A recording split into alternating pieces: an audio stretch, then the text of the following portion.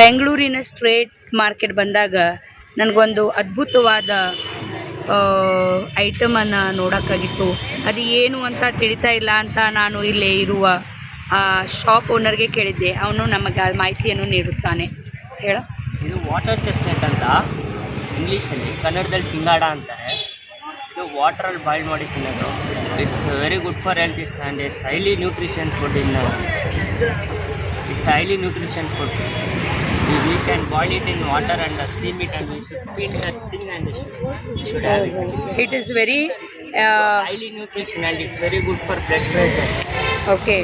And you said it is basically will get in North India only. Yeah, it's basically we can get in North India, and it's grown under the water. Under the water.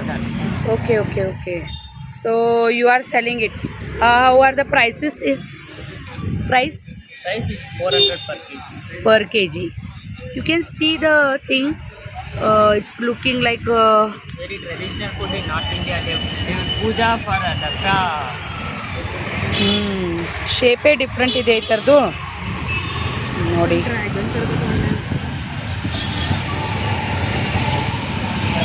Thank you.